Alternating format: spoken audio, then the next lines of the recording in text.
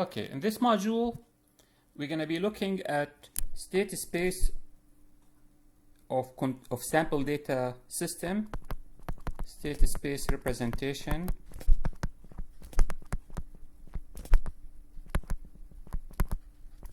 of sampled data system, and we're going to be looking at the zero order hold equivalent of discrete time model of continuous time system with delays. So zero order hold equivalent discrete time model of continuous time system that has delays. Okay, so just to let you know where we are in this course, so what we're going to be doing after we do this module or this week, we're going to be looking at the closed loop system representation, and after we do that representation and we are able to express the relationship between the input and the output used in the discrete time using Z space, we're going to be looking at the steady state error of the systems. We're going to be looking at the time response. We're going to be looking at mapping of the poles and zeros of the continuous to discrete. We're going to be looking at the stability at the root locus, and we're going to be looking at the controller. So basically, once we're done with all this representation, and we can take any system, any control system, and represent it as an output of Z over an input of Z, then we're going to move on to start the analysis of the system. Okay. So before we continue with this module, let's recap what we learned with the start transform. So what we said from module 13 is that if I have a signal, let's say we have a signal that is C of t equal e to negative 3 multiplied by t.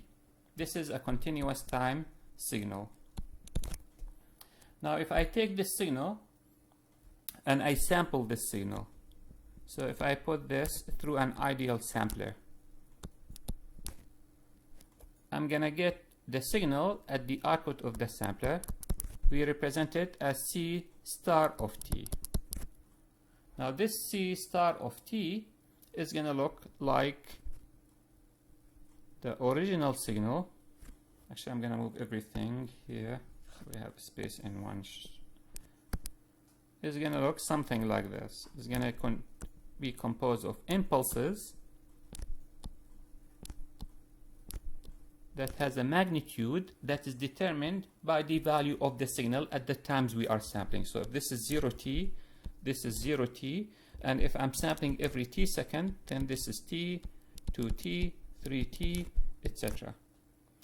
Now one thing to keep in mind, this signal, the axis here is the continuous time axis. So this is represented as a continuous time signal, even though it's made of impulses. Now what I can also represent this signal as a discrete time signal. So what I can do is I can represent this signal as a discrete time signal. So I'm gonna have C of k, and here I'm gonna represent it with these impulses, discrete time impulses, and now my axis here is k. 0, 1, 2, 3, 4. 0 refers to time at 0, 1 refers to the time at t, 2 refers to the time at 2t, and so on and so forth. Okay, so this is the discrete time signal that I'm gonna get from sampling the continuous time signal. The signal C star of t does not exist in reality. It's just a mathematical representation of the sample signal. Now then what we said is I can take this signal C and take the Laplace transform for it. And this is a simple signal. C of S is going to equal 1 over S plus 3. Then we said I can take also the Laplace transform of C star. So C star of S using the calculus of the residue is going to give me 1 over 1 minus e to negative t multiplied by S e to negative 3 multiplied by t. And you can see the residue here is the value here, and e to negative 3 is the pole that I have here. And that is the calculus of the residue. We did not go through the math of it, but we can use the conclusion of it. Now this signal C of k is a discrete time signal. What I can do is I can calculate for it x of z. X of z is equal to z over z minus e to negative 3 multiplied by t. Because this C of k, I can represent it as C of k is equal to e to negative 3 multiplied by t multiplied by k. I can put this together in parentheses, and this is represent like an a, so z over z minus a, but a is equal e to negative 3 multiplied by t. Now then what we noticed is that if I compare x of z to C star, I noticed that if I replace z with e to t multiplied by s, I'm gonna get the C star. So if I have x of z, replace z with e to t multiplied by s, I'm gonna get C star. Of course, keep in mind x of z here, I can represent it, I can divide by z, I can write it as 1 over 1 minus z to negative 1 multiplied by e to negative 3 multiplied by t. Now if I compare this form with this form, it is clear that if I replace e to s multiplied by t, I'm gonna get x of z, and vice versa. If I have x of z and I replace z with e to s multiplied by t, or e to t multiplied by s, I'm gonna get the star transform. Okay. Then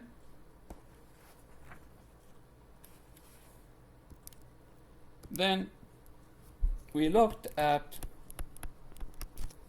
a system whereby we have a continuous time signal that we use it as an input to an analog to digital converter.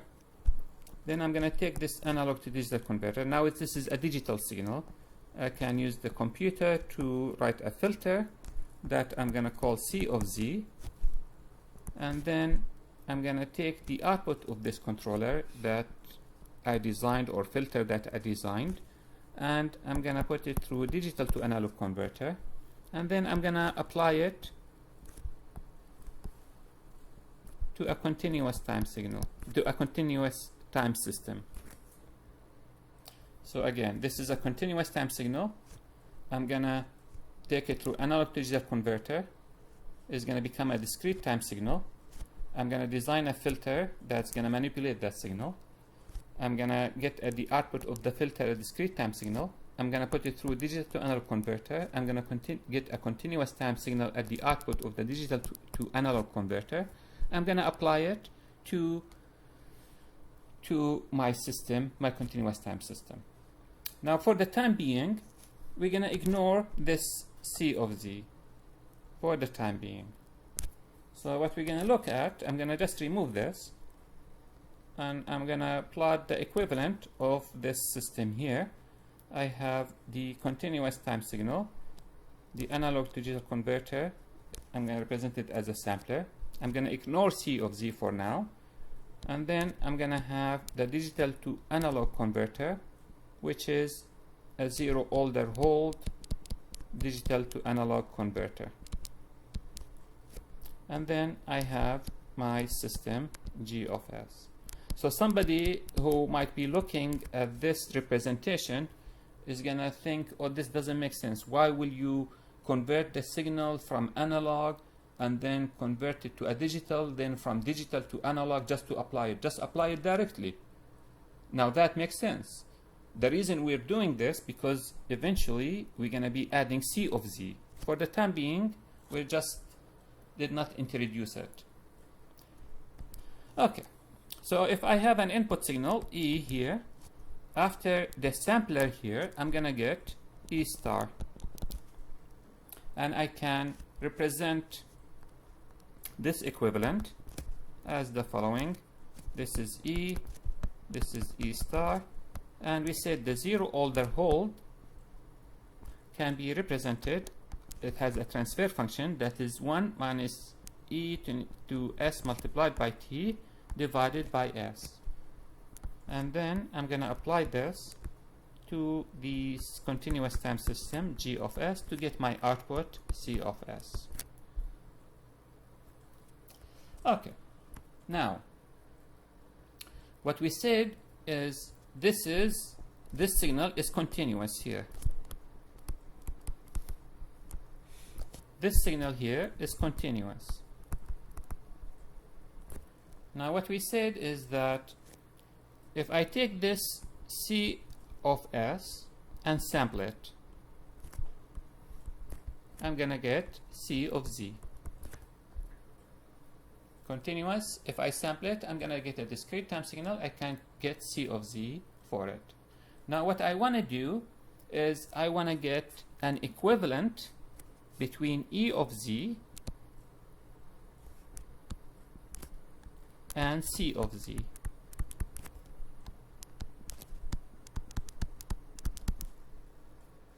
And this equivalent is what we refer to as the pulse transfer function.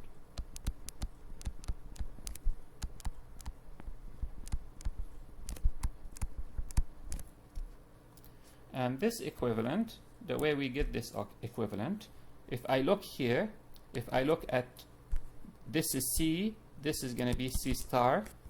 So C star of S is going to equal to 1 minus E to negative S multiplied by T divided by S multiplied by G of S multiplied by E star of S. Again, C of S here is equal to E star multiplied by this block, the zero order hold, multiplied by G of S. Now then we said, okay, let's rewrite this and write it in this form. 1 minus E to negative S multiplied by T multiplied by G of S divided by S. So if you see G of S over S, this S is coming from the zero order hold. Okay, multiplied by E star of S.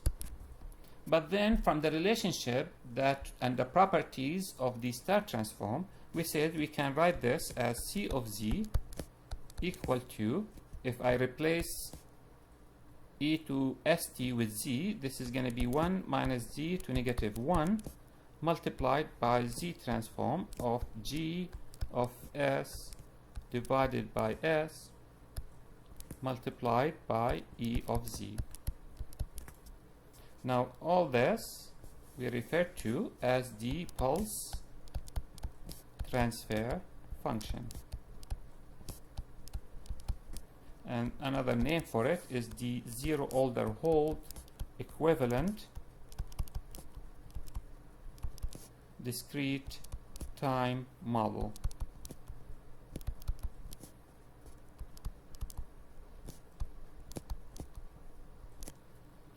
Okay. Now somebody might wonder, why did we call this pulse transfer function? Now remember, if I have from continuous time, if I have a system here and I have h of t, what is h of t? H of t, we call it the impulse response, because if I apply an impulse, I'm going to get the output of the system. We call this the impulse response. Now if I look here, what happens if E star is just an impulse that looks like this, what is the zero order hold gonna have at the output? The zero order hold is gonna take this impulse and is gonna hold it for t seconds. So the output of the zero order hold is gonna look something like this. Agree? If this is at 0, this is going to be 0, and this is t seconds. This is the output of the zero order hold. The zero order hold does hold the signal for t seconds. And therefore, if I input an impulse here, I'm going to be getting a pulse here that is inputted to the system. And that's why, if I look at the output, I'm looking at the output of the pulse that is applied to the system. That's why we call it pulse transfer function. Because an impulse is going to produce a pulse at the output of the zero order hold, and therefore we call it as the pulse transfer function. Okay. Now what we are interested in this course is we're going to be interested in taking a system like this, even with the filter, and looking at the relationship C of Z over E of Z. So we're going to be doing our analysis in the Z domain. C of Z over E of Z. Now please, make sure you understand the steps of this. Later on, we're going to just write the equivalent without having to go to these details. So hopefully this will become more familiar as we practice more of this. But convince yourself everything here that we derived makes sense, and then later on, when we start just using it, we can just becomes more familiar that we can just apply it. Okay. So this is what we covered in the previous modules. Now what we're going to do is we're going to look at something at the state space representation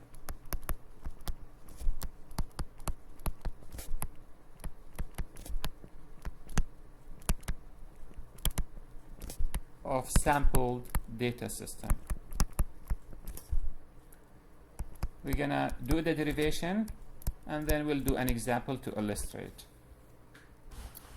Okay, so what we're gonna do, our objective is to obtain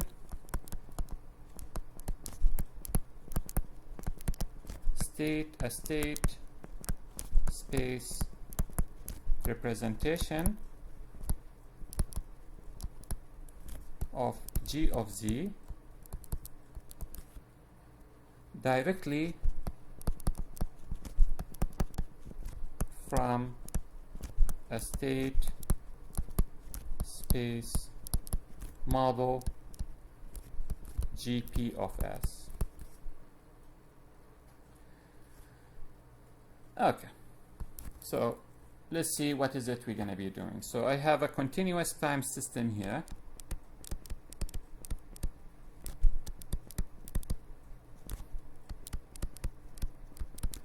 And I'm going to have a discrete time model here. Now, in the continuous time model, we know that state space representation, I can write this as x dot equal a continuous x of t plus b continuous u bar of t, y of t is equal to cc x of t plus dc u bar of t, and the transfer function gp of s is going to equal to y of s divided by u bar of s. We did all this derivation at the beginning, and we said also I can get this, relate the transfer function to the state space representation. This is equal si minus ac inverse bc plus d sub c. Now we can do something similar to the discrete time model. We said we have x of k plus 1 equal a x of k plus b multiplied by u of k, and y of k is equal to c x of k plus d multiplied by u of k. And similarly here, I can get g of z is equal to y of z divided by u of z. And this is related to the state space representation by zi minus a inverse multiplied by b plus d. Now what we also know is that I can take or obtain g of z from gp of s. So g of z, we said, is equal to 1 minus z to negative 1 multiplied by z transform of gp of s divided by s. Okay. So this will give me g of z given gp of s. And the system in this case can be, if I were to plot the components of it, we have u of k, we have a zero order hold digital to analog converter. U of k is going to become continuous u bar of t, and that's why I used u bar of t here. Okay, this is going to go to the plant gp of s. Then I'm going to get an output that is y of t, that is continuous. Then I'm going to take analog to digital converter and get y of k. So the relationship, and also I can represent this as u of k, and this is y of k, and this is g of z. So you can see the relationship between y and u bar of t is given by the continuous plant representation here, the state space representation, and gp of s. The relationship between y of k and u of k is given by the discrete time model and by the zero order hold equivalent discrete time model. Now what we're going to do is I want to be able to obtain the state space model for g of z. So our objective is to obtain a discrete time state space model for g of z. And we're going to start with the continuous time state model. So start with continuous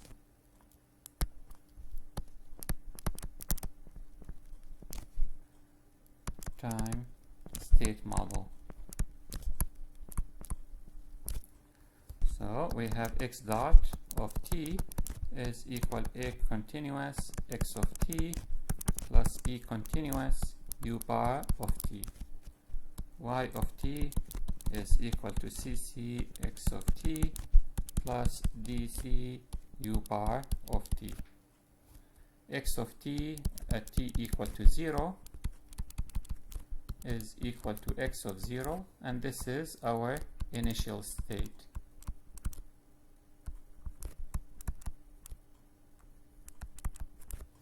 Okay.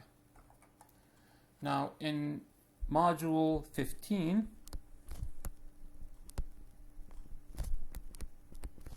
we showed that x of t can be obtained from solving this state space representation, and it's given by phi of t x of 0 plus the integration from 0 to t phi of t minus tau bc u bar of tau d tau, where phi of t is equal to e to ac multiplied by t, and this is equal to the Laplace inverse of s multiplied by I minus AC inverse and Laplace inverse.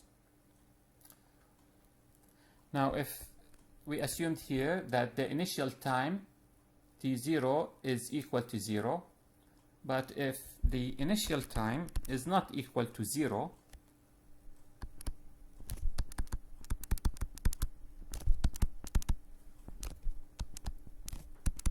is not equal to 0,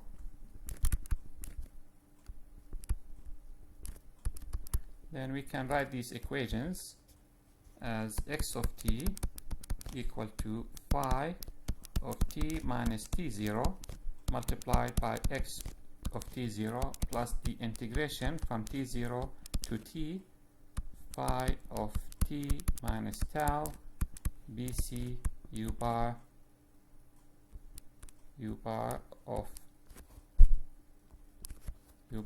of tau d tau.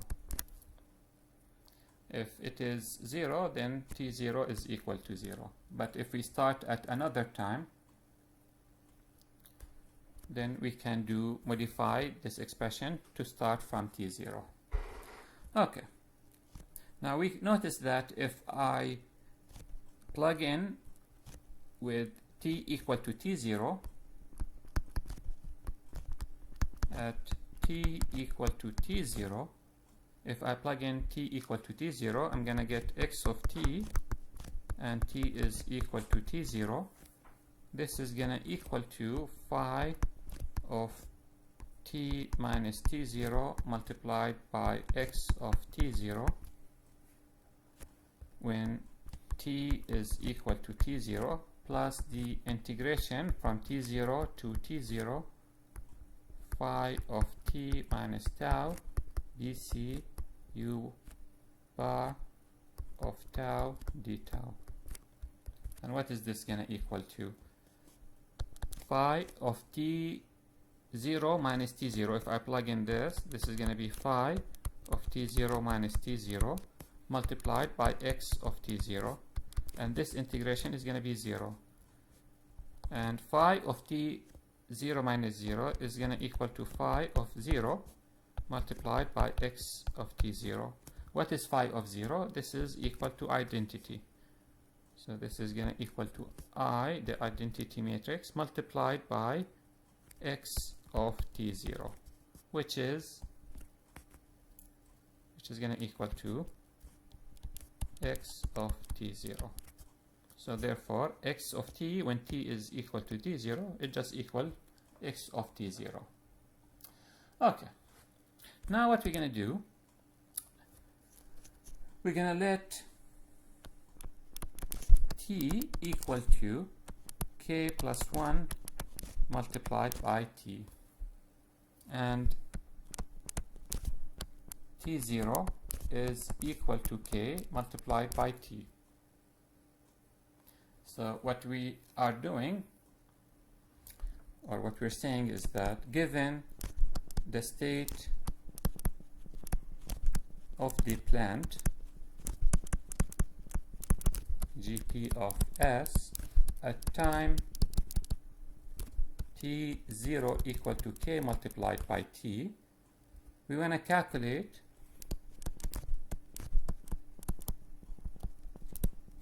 the state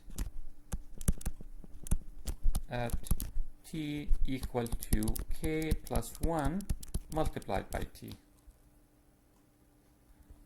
So given the state of the plant and our initial time is k multiplied by t, I want to see what happens after t seconds when t is equal to k plus 1 multiplied by t. Now we notice during the time t between k multiplied by t and less than k plus 1 multiplied by t, what's going to happen at the input to the plant during the time between kt and k plus 1 multiplied by t? We're going to have the zero order hold digital to analog converter will hold the output u bar of t constant. How? If I were to plot the u bar of t, the output of the digital to analog converter, if this is kt, this is k plus 1 multiplied by t, this is k plus 2 multiplied by t, then this plot is going to look something like this. I'm going to have a constant, I'm going to have a constant, I'm going to have a constant, sorry, this is here, and constant.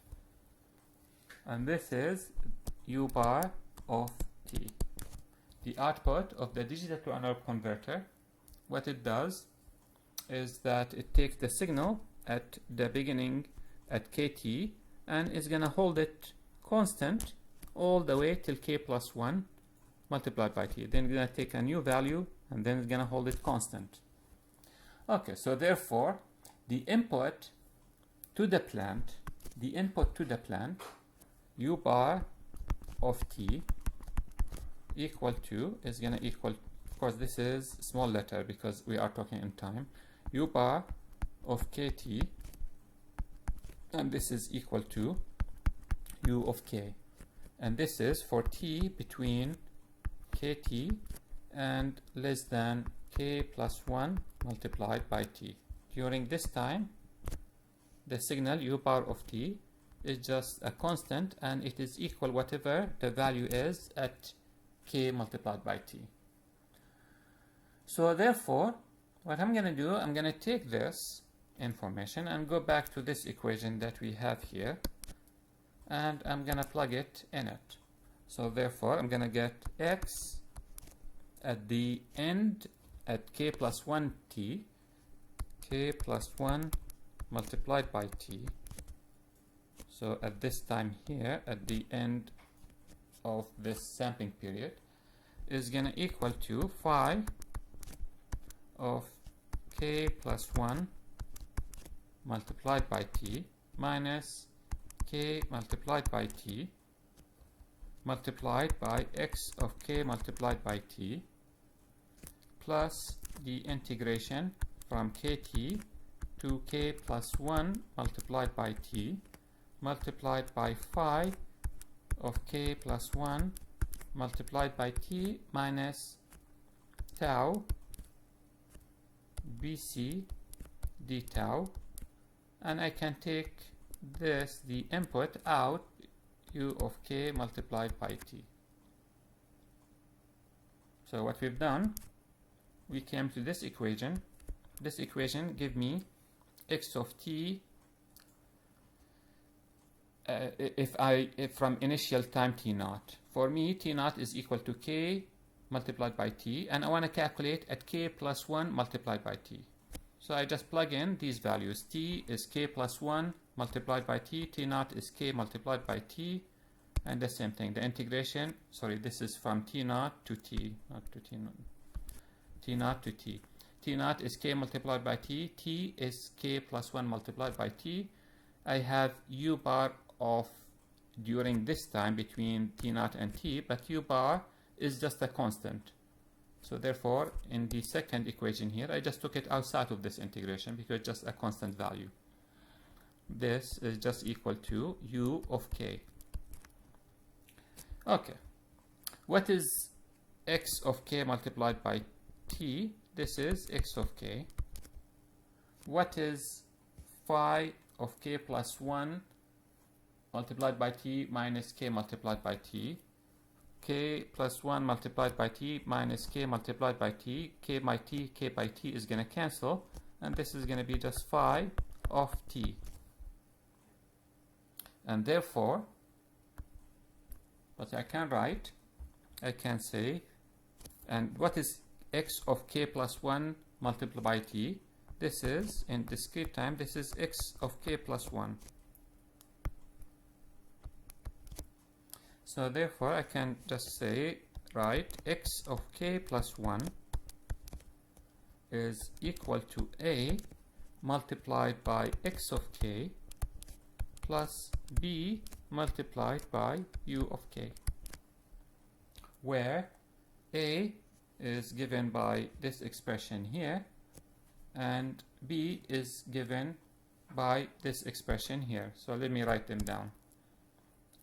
So a is going to equal to phi of t, and what is phi of t? We know that this is equal e to a continuous multiplied by t, which is also equal to Laplace inverse of s multiplied by I minus a continuous inverse when t is equal to capital T.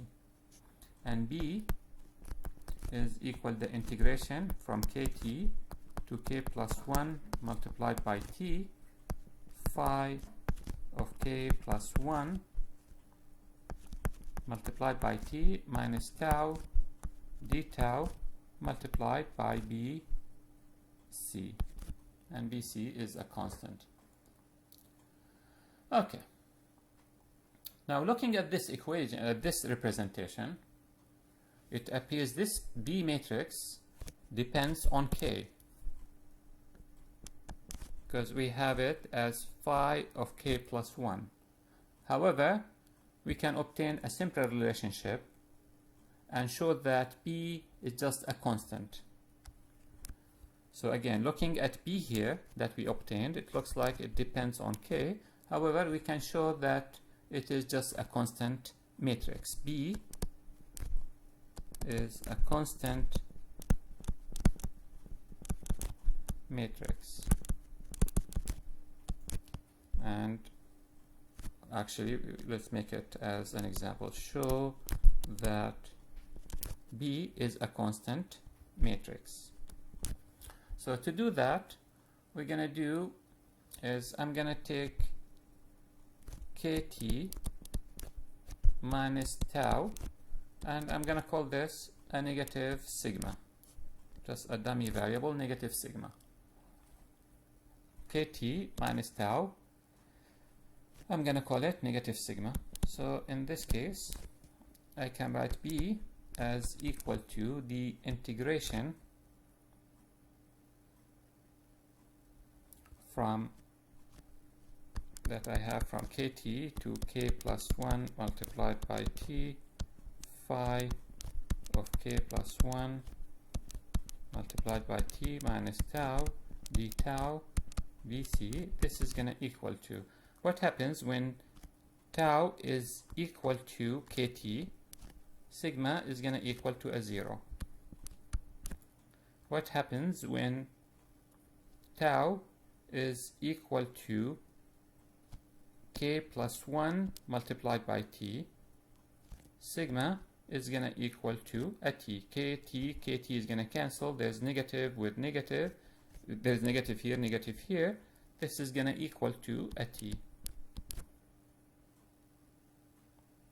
Okay, and then what do we have inside? We have phi k plus 1 multiplied by t minus tau is equal to a t minus sigma. Again, k plus 1 minus tau t minus tau. This is equal to kt minus tau plus t. But kt minus tau is equal to negative sigma. So this is t minus sigma. And with I have to replace d tau with d sigma. So I have d sigma here. And then I have b multiplied by c.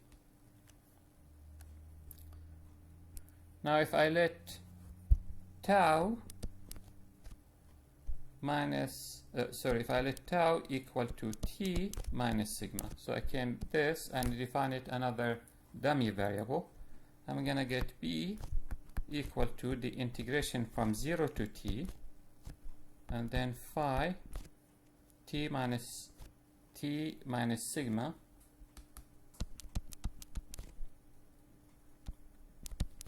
d sigma bc. this is going to equal to, when sigma is equal to 0, then tau, when sigma is equal to 0, then tau is going to equal to t. So this is the integration from t. And when sigma is equal to t, then tau is going to equal to t minus t, which is going to be a 0. And then I'm going to have phi of t minus sigma is equal to a tau, and d sigma is equal to negative d tau.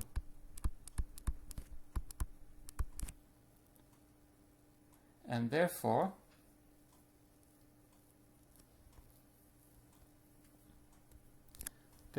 I can write this, because I have the negative sign, I can flip the integration. This is going to equal to the integration from 0 to t multiplied by phi of tau multiplied by d tau multiplied by dc. So what we showed here is that the B matrix is not function of k, but rather it's just a constant matrix. And tau here is just a dummy variable. I could have used other names here. I could have made here t minus sigma called beta, and this will be beta equal t minus sigma. So I don't want anybody confused. Oh, there's no relationship between this and this.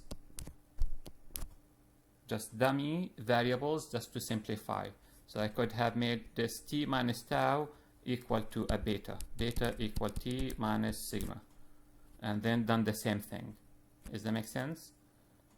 So no, you should not go back and say, oh, but you said here tau is equal to kt minus plus sigma. Here you're saying tau is equal to t minus sigma. There's no relationship. I'm just trying to simplify the expression, and I'm using a tau because we're doing integration. I want to use a symbol that is that we're familiar with using in the integration.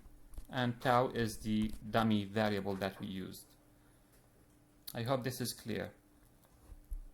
Again, if this is confusing, instead of tau equal t minus sigma, just call it beta equal to t minus sigma and do the same thing. You will get the same thing. Okay. So therefore, if I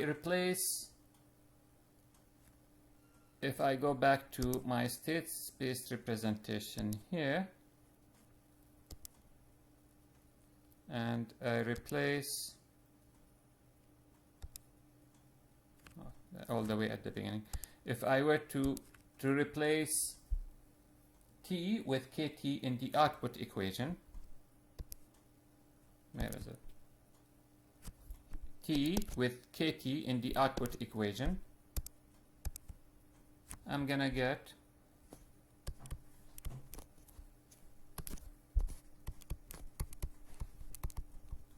replacing t with k multiplied by t in the output equation. I'm gonna get, so the output equation was y of t equal to cc x of t plus dc multiplied by u bar of t.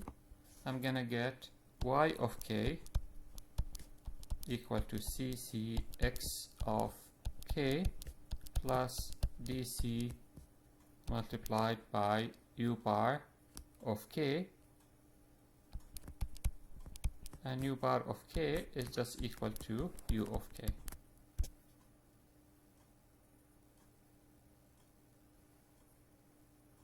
Okay.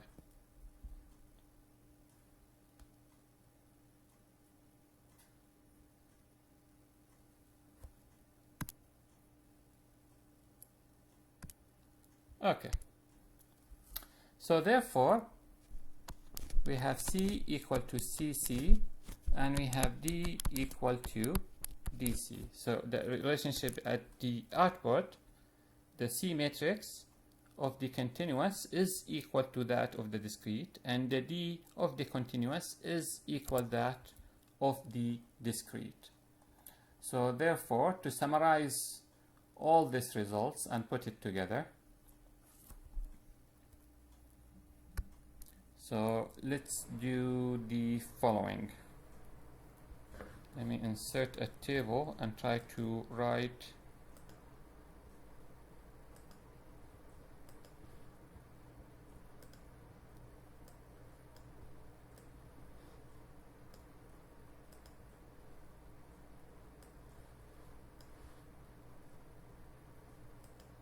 see if this experiment works.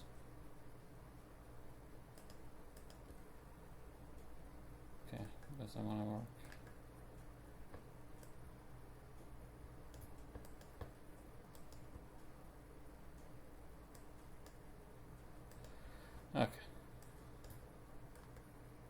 Okay, so let's summarize everything. So we have a continuous, so let's call this summary. So we have a continuous time plant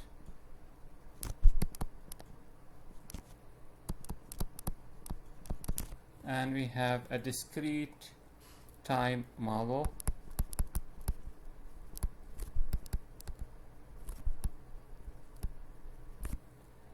Okay, so in the frequency domain,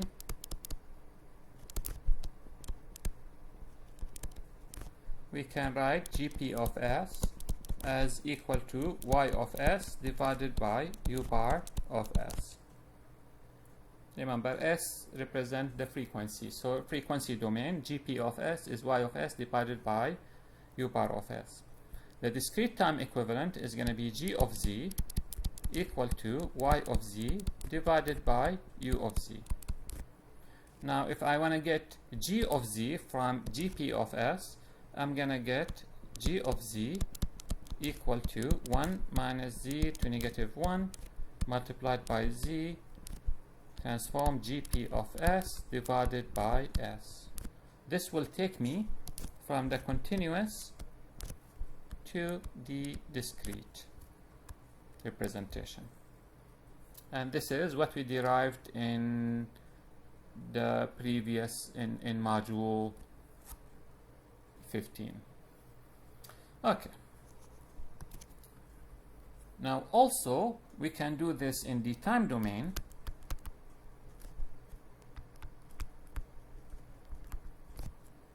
What we have in the time domain, we have x dot of t equal a continuous of t plus b continuous u bar of t. Y is equal to cc x of t. I'm missing x of t here, x of t plus dc u bar of t, and Gp of s, we know it is equal to y of s over u bar of s, which is equal to cc si minus a inverse bc plus dc. So this is all the representation in the time domain. For the discrete time system, this is going to have x of k plus 1 equal to a x of k plus b u of k, and y of k is going to equal to c x of k plus d u of k, and g of z is going to equal to y of z over u of z, and it is going to equal to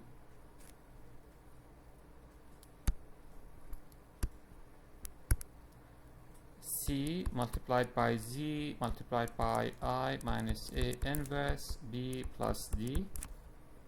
Now what we introduce is that I can also get these matrices from the continuous time. So the new thing that we just derived is that a, that is this a, is equal to phi of t, which is equal to e to a c t, which is equal to the Laplace inverse of si minus a continuous inverse when t is equal to capital T. And we also can obtain B, this B matrix, from the continuous by integrating from 0 to t phi of tau d tau multiplied by BC. And the C is the same as C continuous, the D is the same as D continuous. Okay, so therefore what we derived in this lecture is this representation, how to obtain the A, the B, the C, the D from the continuous time representation of the system that we described in here. This is all refers to this system here. So if I have Y and U, I can use the state space get the state space representation from the state space representation of the continuous time system that relates Y of t and U bar of t. Okay, so with that, let's do an example to illustrate the derivation or the calculation.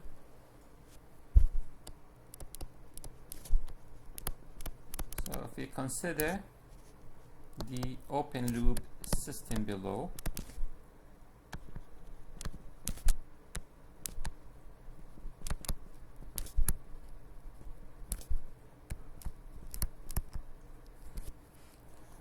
I know this might feel overwhelming.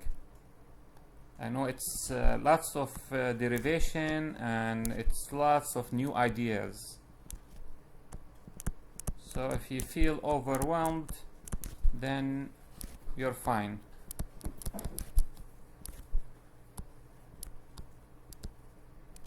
And again, I mean, our focus is not on the derivation. Our focus on using the results. So later on we're gonna move on and just we're gonna be using the results of all this derivation. Nevertheless, please go over the derivation so you're convinced where things came from. So let's look at this system. So I have a system, I have a signal, I sampled the signal, I put it through a zero order hold, I got the output of the zero order hold, applied it to a continuous time system, I got the output Y of t. Now this system is described by the following: Y dot of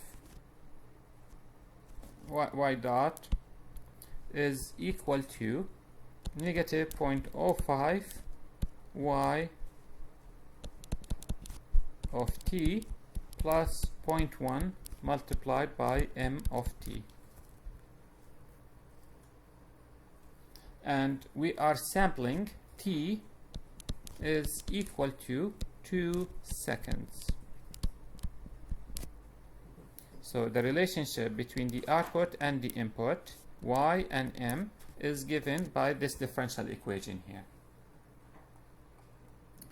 Now, first part, if we suppose that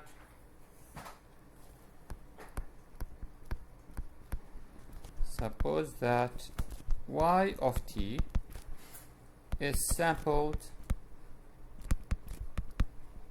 every t seconds to form the sequence Y of k.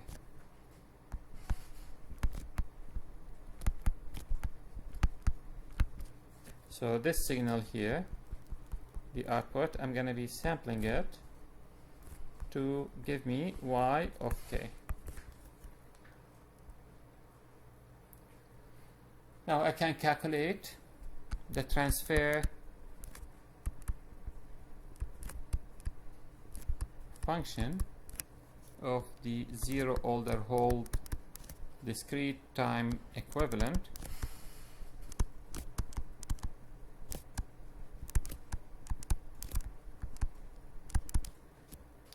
as the following. the transfer function, the zero is calculated as we have g of z is gonna equal to y of z divided by over e of z, sorry. I'm gonna take all of this equivalent. E of z is equal to 1 minus z to negative 1 multiplied by the z transform of gp of s divided by s. This is what we started with at the beginning of the class. Okay, but what is gp of s? gp of s, I can just obtain gp of s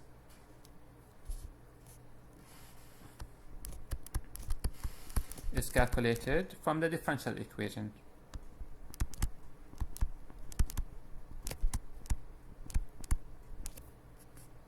The ordinary differential equation. We have this differential equation, let's call it 1, from 1. If I take the Laplace transform, sy of s plus 0.05 y of s is equal to 0.1 m of s.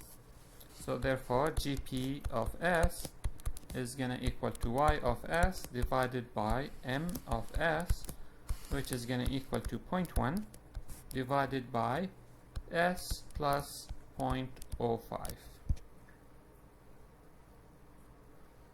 So we got the transfer function between y and m, between the output and the input to the continuous time system. But what I want to calculate is g of z. To calculate g of z, I need to calculate the z transform of gp of s over s. So therefore, we're going to use the partial fraction expansion using the calculus of the residues. So if I take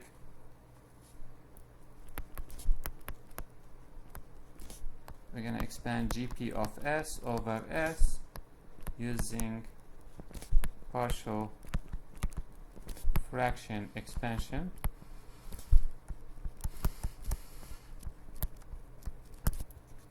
And this is going to be gp of s over s equal to 0.1 divided by s over s plus 0.05, which is going to equal to a over s plus b over s plus 0.05. gp of s over s, 0.1 over s multiplied s plus 0.5, and therefore what is a going to equal to? We're going to multiply both sides by s gp of s over s when s is equal to 0. This is going to equal to s 0.1 over s plus 0.05 when s is equal to 0. S with s is going to cancel. I plug in 0. This is going to give me 0.1 over 0.05, which is 2. And the same thing, b is going to equal to s plus 0.05 multiplied by gp of s over s when s is equal to negative 0.05, which is going to equal to s plus 0.05 multiplied by 0.1 over s multiplied s plus 0.05 when s is equal to negative 0.05, and this is going to give me negative 2. So therefore, I can calculate the z transform of gp of s over s. This is going to equal to the z transform of 2 divided by s from here, a over s, a is 2, minus 2 divided by s plus 0.5 or 0.05, sorry.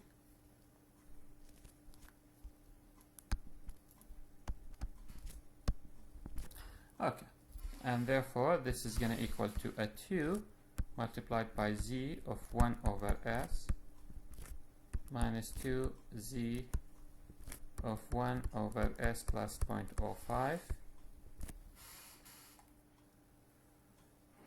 So therefore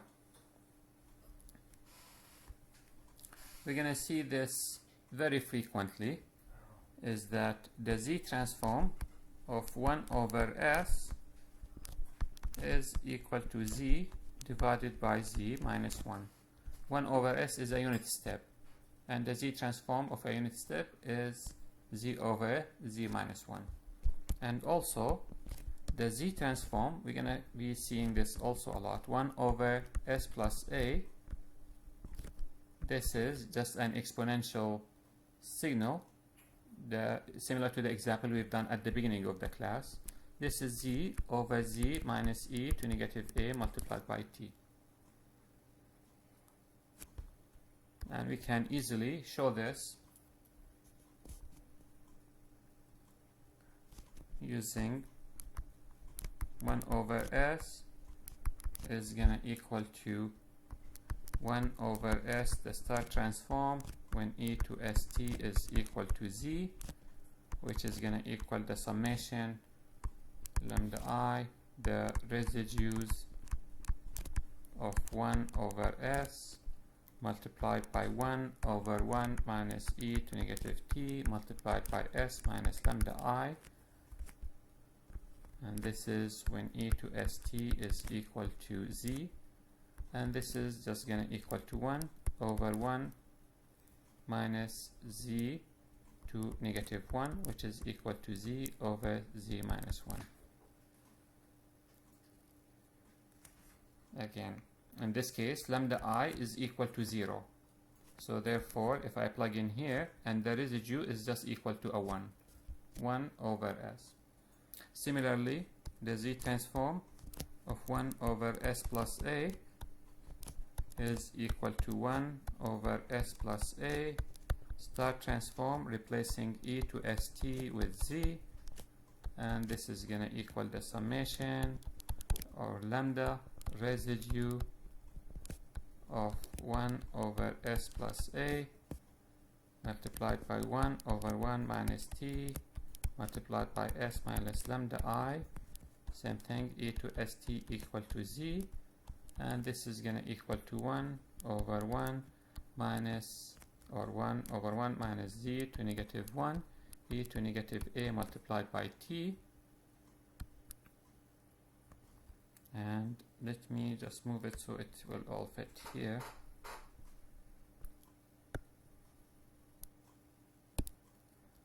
And this is equal to, I can multiply numerator denominator, z minus e to negative a multiplied by t. Again, lambda I here is equal to a. So therefore, e to negative a multiplied by, lambda I is going to equal to negative a. Okay. So therefore, from both of these, the z transform of gp of s over s is going to equal to a 2 multiplied by z over z minus 1 minus 2 multiplied by z over z minus e to negative 0.05 multiplied by t. Now, we are given the problem that t is equal to 2 seconds,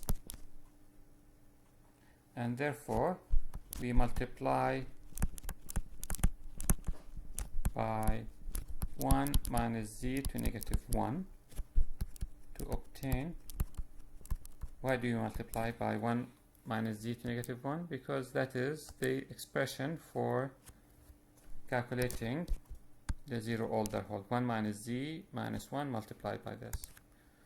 Okay, so what we're going to get is we're going to get g of z equal to 1 minus z to negative 1 z of gp of s over s, which is going to equal to z minus 1 over z. This is the same as 1 minus z to negative 1 multiplied by 2 z over z minus 1 minus 2 z over z minus e to negative 0.1. 0.05 multiplied by 2 is the 0.1. So therefore, this is equal to, if I multiply them, it's going to be 2, z minus 1, z minus 1, z are going to cancel. 2 minus 2, and z with z is going to cancel, but I'm going to still have a z minus 1 divided by z minus e to negative 0.1. And therefore, I can write this as z minus e to negative 0.1, and then 2 multiplied by z minus e to negative 0.1 minus 2 multiplied by z minus 1. And I can simplify it as 2 multiplied by 1 minus e to negative 0.1 divided by z minus e to negative 0.1. Okay. So this is the discrete time, the zero Euler hole equivalent of the continuous time. So this is y of z divided by e of z. Y of z divided by e of z. Okay, I'm gonna need more pages.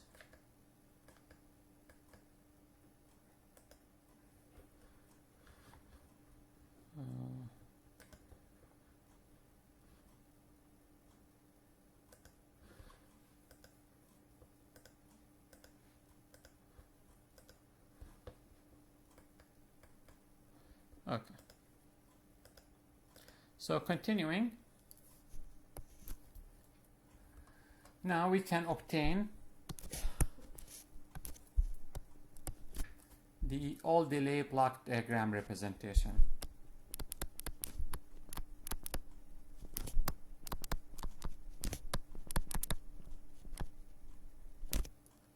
So I have g of z equal to y, and I mean, you notice I write z sometimes with a tail, sometimes not. So both of them are the same.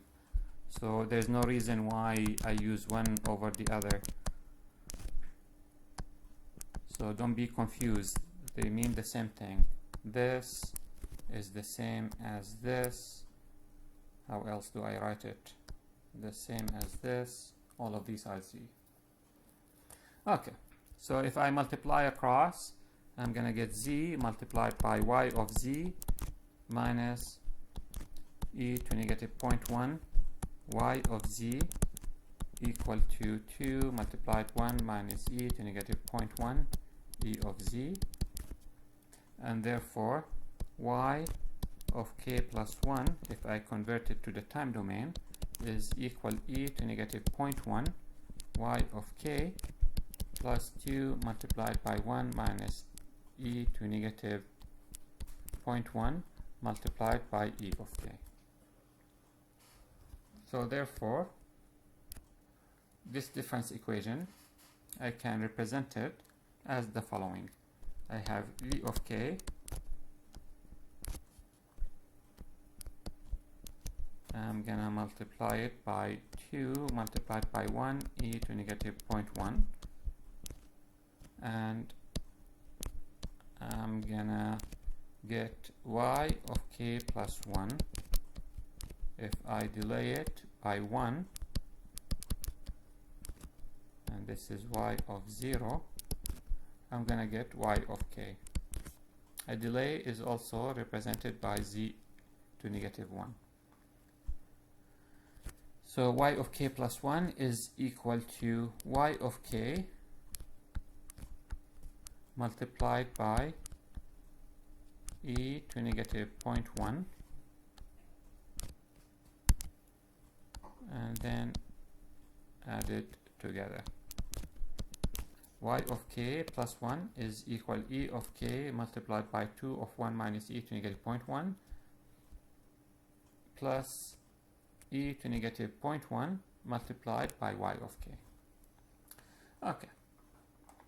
Now from this, this is our all delay block diagram representation of the zero order Hall equivalent discrete time model of GP of S.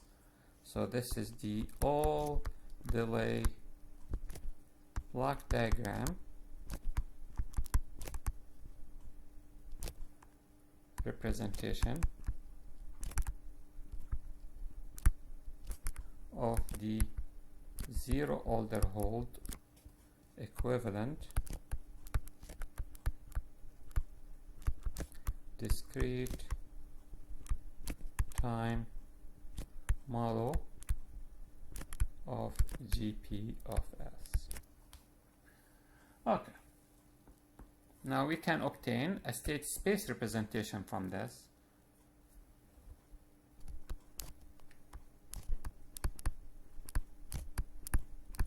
And the state space representation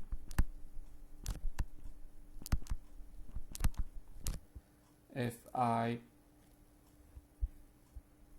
can write x of k plus 1 is equal to e to negative 0.1 x of k plus 2 multiplied by 1 minus e to negative 0.1 multiplied by e of k, and my output y of k is just the state x of k.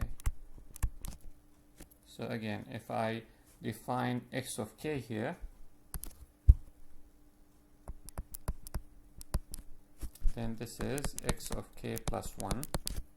X of k plus 1 is gonna equal to e to negative 0.1 multiplied by x of k plus 2 1 minus e to negative 0.1 multiplied by the input, and the output is just x of k. So this is the state space representation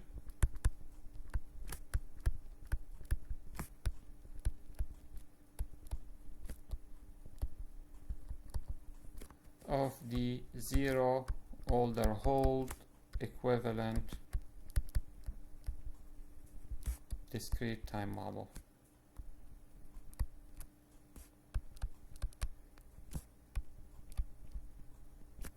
Okay. Now what we're going to show in this problem at the end is that we're going to get the same state space representation from the continuous time state space representation, and this is the topic that we introduced in this lecture. So in part D, we're going to look at obtaining this state space representation from the continuous state space representation.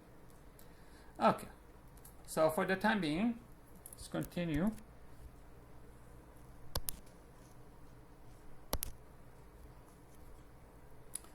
So we're gonna get the all integrated block diagram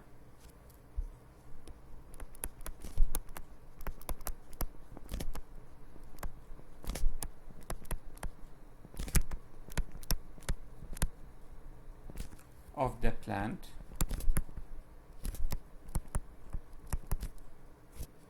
So from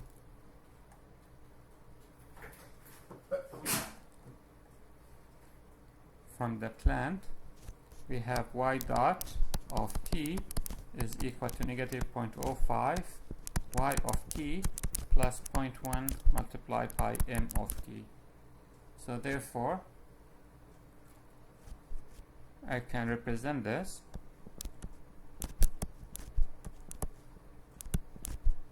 is an integrator.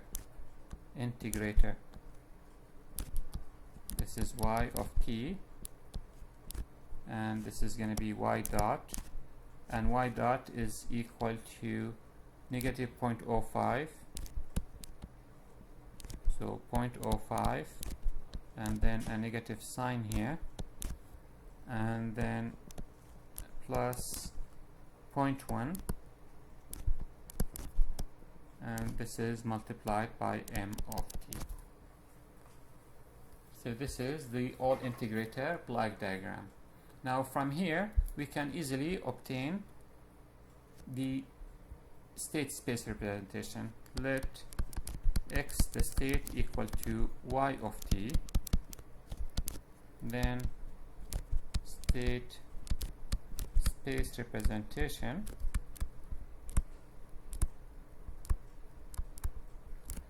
is going to be x dot of t is equal to negative 0.05 x of t plus 0.1 m of t, and y of t is just equal to x of t. So therefore, this is the continuous plant.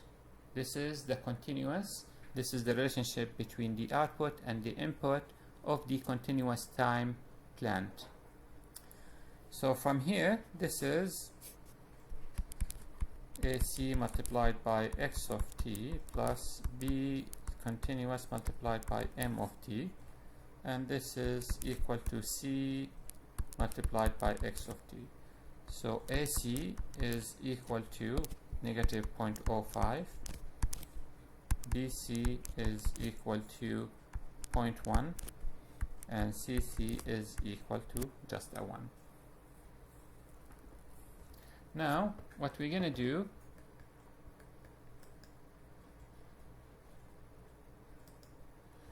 is we're going to show what we what we introduced in today's class, which is obtaining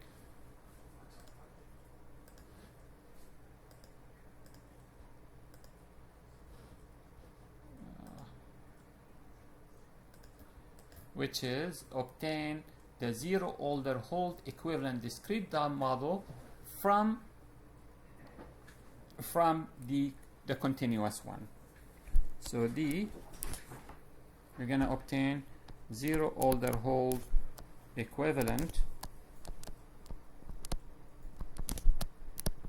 discrete time model of GP of S, and if we look at this model, it's going to be x of k plus 1 equal to A multiplied by x of k plus B multiplied by E of k. This is k, and Y of k is equal to C multiplied by x of k. Now, according to our derivation today, A is equal to E to AC multiplied by T, but AC is equal to negative 0.05, therefore, and T is equal to 2, so this is equal to E to negative 0.1. B is equal to, according to our derivation, the integration from 0 to T phi d tau, and therefore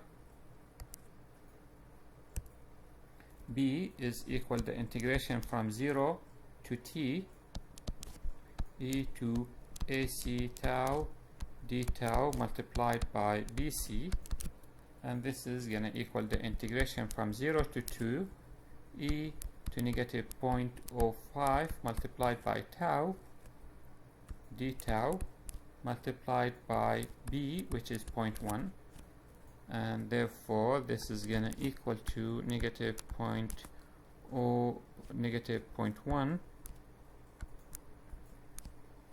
divided by 0.05 multiplied by e to negative 0.1 minus 1,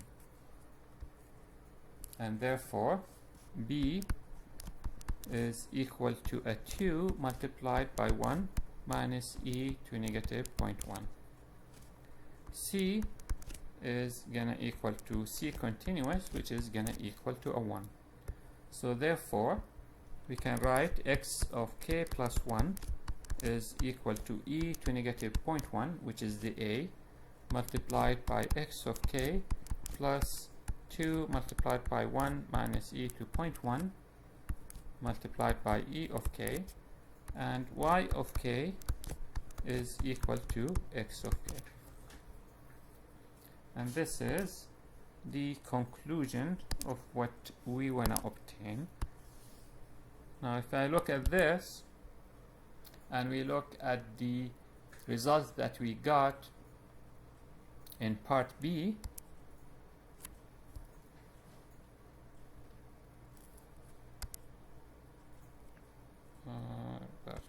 is part B. In part B, we see that they both are the same. They both are equivalent. So this is, we got the state space representation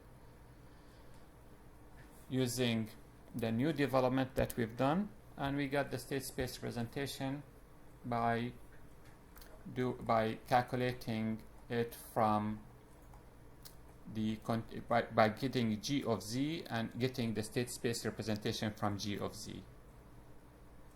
This we got it directly from the state space representation of the continuous time system. Is that clear? Makes sense?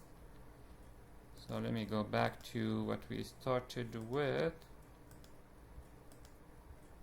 Okay, so here, so we already know how to get g of z. So in this example, we got g of z, and we got the state space representation from g of z. So this is one way to get the state space representation of the discrete time wobble. Now what we introduced also is to be able to get these state space representation directly from the state space representation of the continuous time. So we can either get this through the state space representation of the continuous time, or we can get g of z and use g of z to get the state space representation. Both of these give us the same results, and hopefully the example illustrate that and convince you of that. Okay, we'll stop here.